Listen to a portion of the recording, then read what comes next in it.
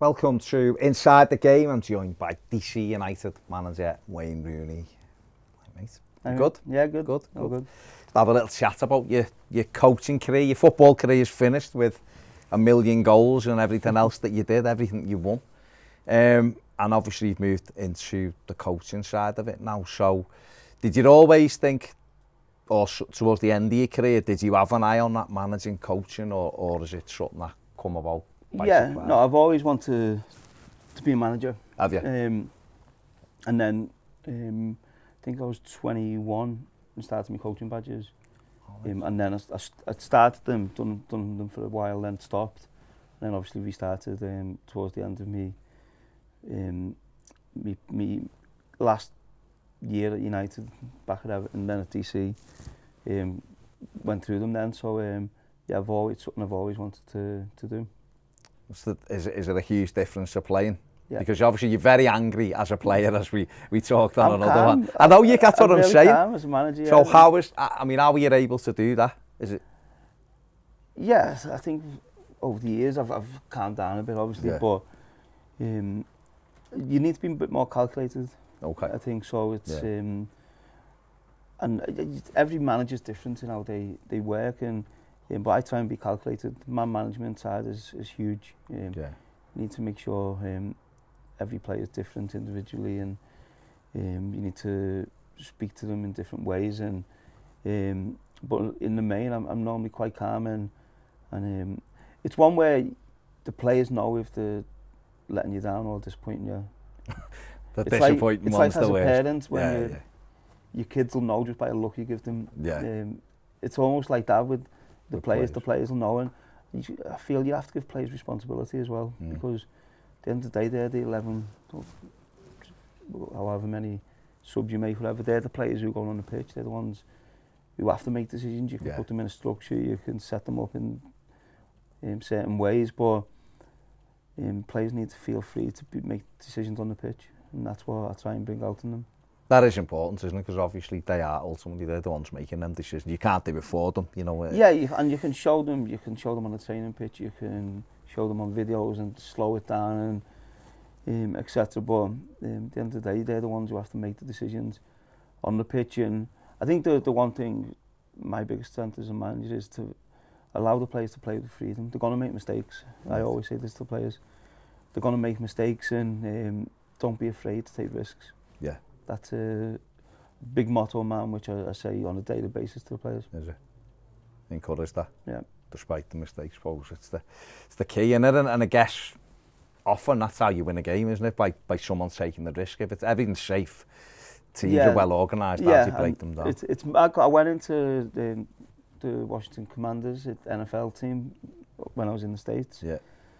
So I went to watch them train and spoke to the coach, and so it was interesting to see the difference, and they play to not make a mistake. So that's their whole game, is to not make a mistake, where I'm saying to players, I'm actually not encouraging it, but I'm saying you're going to make a mistake, it's fine, it happens, because if you don't make a mistake, you're safe. You're playing safe. You're playing sideways, you're playing backwards. I want you to break lines, I want you to put balls in the box, I want you to try things, and it's amazing when you see players change that mindset and do that, how much better players they become. And that's what we want to see as fans who are watching it as well. Obviously, a fast attacking football team, players willing to take that little bit of a risk, because that's how you open it up, and safety becomes boring, really. Or I think there's obviously a time and a place for it. If you're away at a tough thing, you've got to. Again, it's game management. And, and that comes into play certainly the last 10 minutes of games, where whether you're losing, winning, whatever, however you want to change it that way. But I think having a structure and coaching the players is important, and the players understand the role. And we had it at Derby when I went in just after Christmas as full-time manager, and I was adapting to the opposition from game to game, and we stayed up the last day of the season, and then the next summer, my pre-season was 11v11s, constantly 11v11s, drilling the style of football I wanted the team to play, and we had, I think, 21 debuts, I think it was, from the academy in that season, and every player knew exactly what the role was, so they got on the pitch and they knew where they were going, they knew what they were doing, and that's really why we were able to, I think 56 points I think we picked up with a team of kids, plus Jags for half a season and 2 or 3 older lads, but these are all 15-year-old playing. It's all young kids who've never played first team football who, in fairness, they done incredible. Did well. How did the Derby thing? Obviously, you were playing for DC over there. The chance to come back to Derby with a bit of coaching. How did the manager thing come about? Because obviously, was it Cocu? Yeah, they offered me player coach role, which I felt, okay, come back, still play, but also have one foot in with the coaches and develop as a coach. And I knew I wanted to be a manager, and that was it really. We went in, just missed the playoffs when I went in. It started in January. Then we went into COVID and all that crap, whatever. And then Cocu got sacked, and then they put me and Liam Senior in as 2 of us really for 2 games, and then it was clear there had to be one manager, and then they offered me the job as manager. I knew then I had to stop playing. Did you? I could have carried on playing, but I knew I had to stop and to focus on managing the team, and I've loved it. I've loved every minute even there at DC, being around football and trying to develop young players and develop your team it's been great. Has it been a difficult transition from player to coach, player to manager really? Yeah, not so much, no. No, okay. I feel comfortable. Yeah, I feel comfortable, and I think the main thing is I know what I want. I know how I want my team to play. I know how I feel it should be coached in. So, and of course you learn along the way different things as well. But I'm very clear in how I want my team to play. So that makes it a lot easier. You were obviously at Derby in incredibly difficult circumstances. I remember seeing you doing an interview. Must have been the start of your full season in charging. I think you were playing a friendly and being interviewed, and you were like, need some players. We've got no players, we've got no money, but we need players. And I mean, how difficult is that? Because not only are you cutting your teeth, so to speak, and they are a big club, Derby, you're having to do it with your hands tied behind your back. Yeah, I think firstly we went into administration, and then it's not just the players, the staff, the coaches, all the staff around the training ground. Really, I had to deal with all of them. And there's people going to lose their jobs. People get made redundant. It was just a mad thing, and I felt the best way for me to do that is be honest with people and be truthful. So I called a meeting with all of them, all the staff, and I said to them, listen, I'm going to be honest with you, some of you are going to lose your jobs. This is what happens. It's sad, it's not nice. I'll do everything I can once we come out of it to get you your job back. Nice, But I'm going to be honest with you, some of you are going to lose your jobs. And obviously I weren't in control of who that was. That was the administrators then who were in control of that. And so some did, and it weren't nice. It was horrible to see people who've been at the club a long time, or people then getting the livelihood taken away from them. But I just felt honesty was the best way to deal with that. And then with the players, we couldn't even play players. We signed players to 23s and we couldn't use them. What the EFL were putting in, and signed Jags. I could only sign them till the January. Then we couldn't re-sign them, and the restrictions were crazy. And just having to deal with that, and I literally brought the under-23 team up to the first team, mixed with a few first team players with experience. So it was a challenge, but in fairness to them, they loved it. They loved coming in every day. Jags, and I know Jags at times can be a bit difficult, but he was brilliant. Come in and just giving them responsibility and treating them like adults. Yeah. And that's how I treated all the players, as adults, and open with them and honest with them, whether they're good, bad, whatever it was, and I got a great response from them. Was it difficult to motivate players with obviously the other stuff going on in the background, or were you able to just... Again, it's just, for me, it was purely about being honest with the players in difficult situations. I had 7 players do the pre-season with us, and not knowing if they can sign or not. So done the full pre-season, and I took a risk because I played them in the pre-season friendlies, not knowing whether they were going to be my player or not. Right, okay. So ultimately, I could have been getting them ready for another team. For another team, yeah. But I just felt we had to sign them. So then we agreed for them we could sign them then on really low salary. It was incredible that they signed for what they did, to be fair to them. They all come down to the training ground, and then with their agents, 7 players, and ready to meet Mel Morris, and then he's turned around and said, no, we can't sign them. And I was like, what do I do here? I've got them down, I've been told that we can sign. So then, this is what I was saying about being honest and truthful with them. I called all the players in with Mel Morris. I said, right, he's got something to tell you. And he didn't tell them that, obviously. He was like, oh, no, I'm waiting for something. And then all of a sudden we could sign them then. Right, okay. So we signed, a couple of weeks later, we managed to sign them. Whatever, so there's certain things and decisions you make, and I think just sticking to your principles. I mean, you've had to learn a lot very quickly, haven't you? In that job was obviously. I think we've had 2 of the toughest jobs. I've got points deduction. You know, the fact that you got so far into the season with still being able to stay up, because I remember looking part way through the season. It must have been January, February, and if you wouldn't have had the points deduction, you were like 10th in the league. Like, you know, it was incredible what you were doing. Yeah, and honestly, with some of the young lads, and I know I keep going back to it, but they'd never played a professional game. They'd never played in front of fans. So to get some of them, and I had 2 players on the bench who, at the time, didn't even know they couldn't come on. They could sit on the bench, but they actually couldn't come on. That's to the mad. Rules, Which was, they didn't know, so to warm up. I remember them warming up thinking, you can't go on anyway. anyway. We had no other players, so we just put them on the bench as a reward. Yeah. But they didn't know they couldn't get on at the time.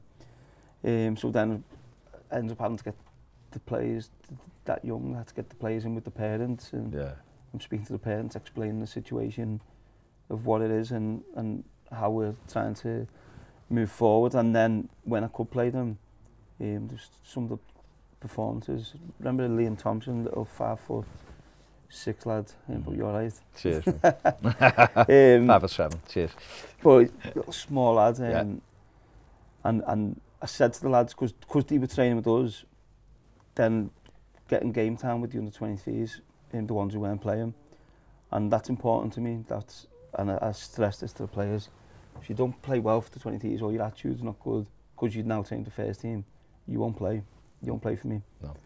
We had a game on the Monday night in the 23s, and 5 or 6 of the lads played. They were terrible. One of them, Liam Thompson, best player by a mile, and he had been for a few games with them.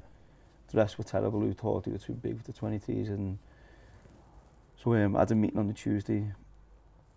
Said, you were crap, you were crap, you were crap, you were crap. Yeah. You were crap.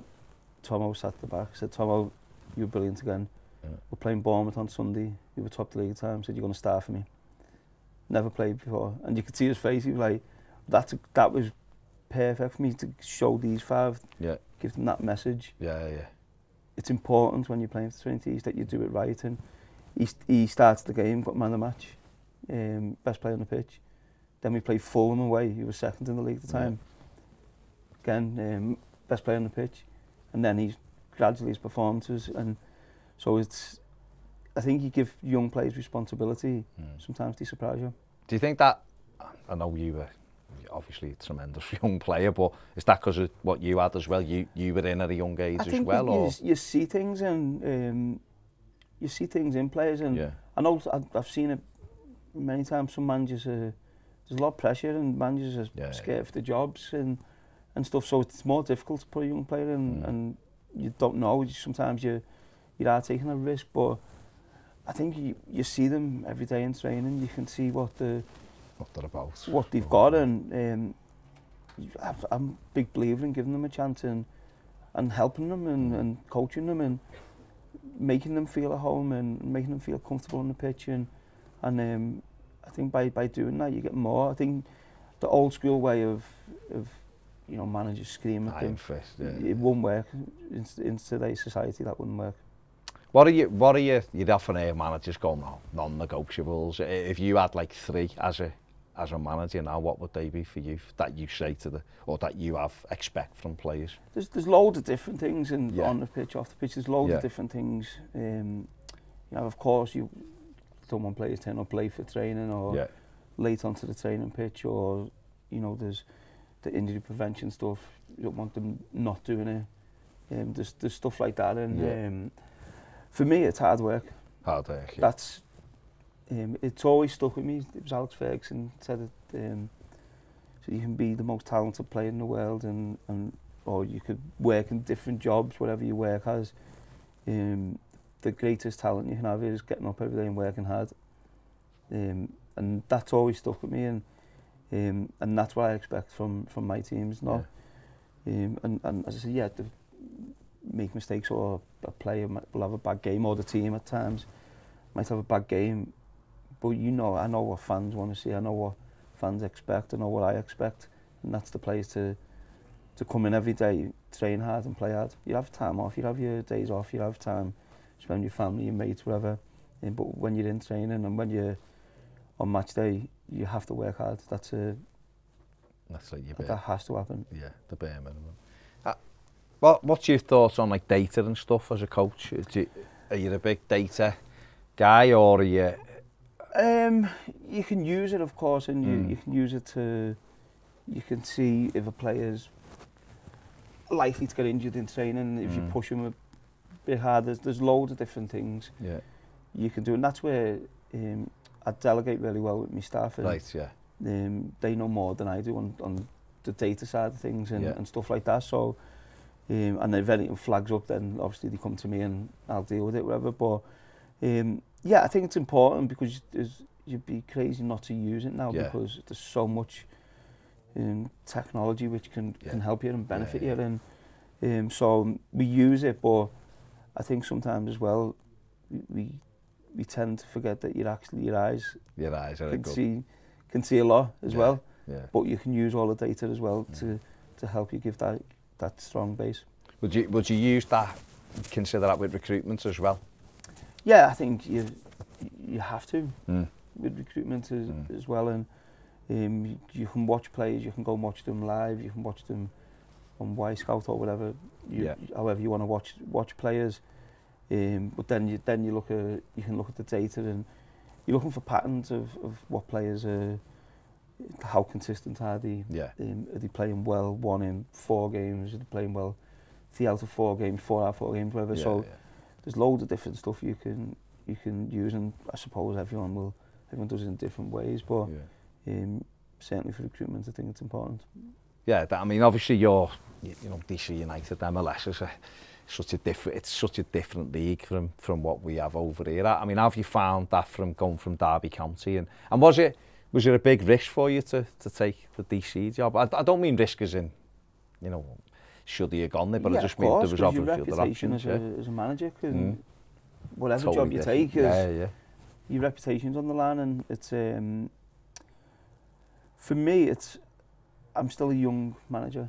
I'm really confident in my ability to manage and know exactly what I want, and as I was saying before about players taking risks, no problem taking risks. I'm not Wayne Rooney the player where I was at the top. I'm Wayne Rooney the manager. I need to build myself. I need to gain that experience, and I've gone there to deal with different cultures, different religions, different aspects of managing, and for me to be the best version of myself I can be in the future, where I think we made it clear, there's 2 clubs who I'd love to manage one day, and I want to make sure when I do that, if I do that, then I'm at the best version of myself I can be. Is it more challenging managing in MLS than over here? I'd say so, yeah. Yeah. Because obviously there's over here you know everyone, every player. Over there you're getting to learn different players, different And rules, I guess, because it is rules. a bit mad, The rules are crazy, yeah. So there's so many different rules you need to deal with, and so it's different. But ultimately, when that's off the pitch, which it's all different. Yeah.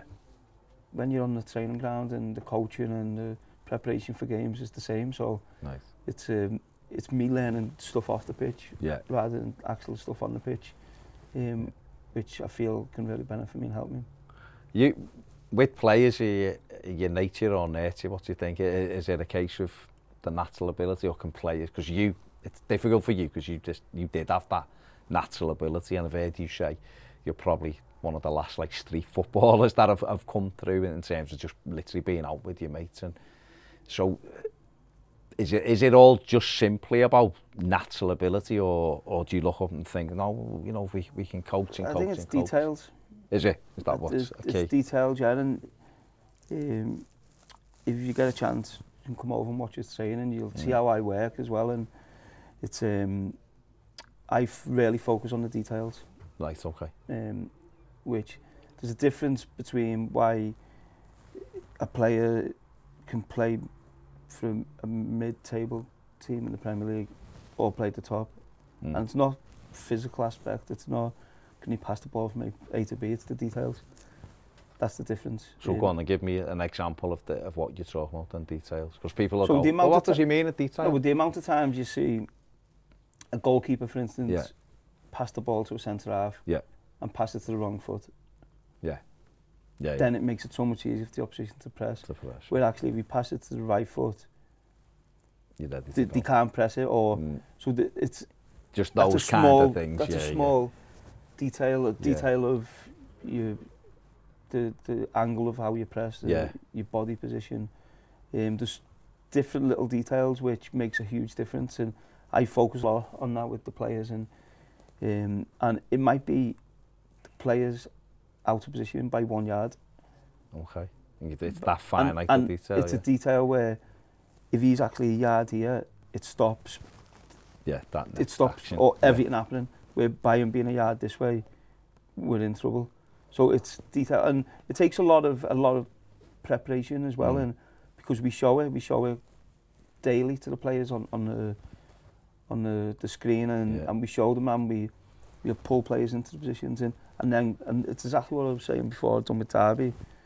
Then all of a sudden, you see them doing it, and then you have to keep on top of it. But you see them doing it, and you see players take responsibility and telling them to come here, or if they don't pass it to the right foot, they'll tell them.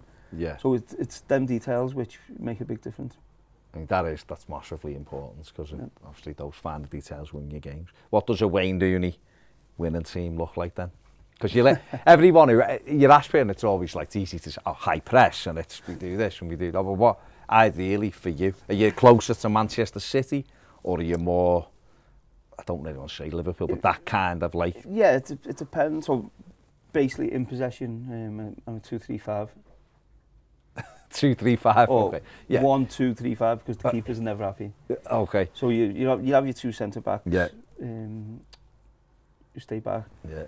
Then you have, and this could be, it changes. It could be, so you have the three in front. So that could be three midfield players, or it could be a full-back, similar to what City do. Yeah. And then you have your 5, 2 number 10s, 2 players high and wide, and a number 9. And really, them 5 have got licence to be free and go and win you the game. And the other 5 or 6 with the keeper behind. To keep it out. They give you that balance. Give you that shape and that security, really.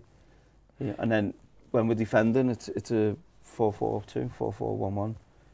It's not really a high press. It's forcing them down one side, and then pressing, squeezing them to a side, and making the pitch smaller and pressing them from there. Sounds exciting. Exciting crosses and shots and all of that.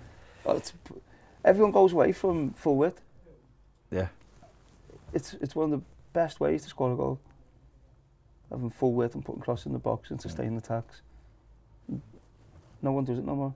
We've had the chat about City, haven't we?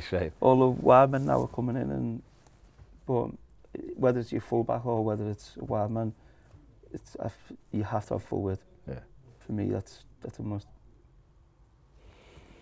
Could go on all day, but I know he's very busy, so we'll probably have a part 2 to this as well. But Wayne, thank you very much worries, mate. for your time. Cheers, mate. Cheers. Let us know what you think in the comments section below. Give the video a thumbs up, subscribe if you haven't. We'll see you later. Bye.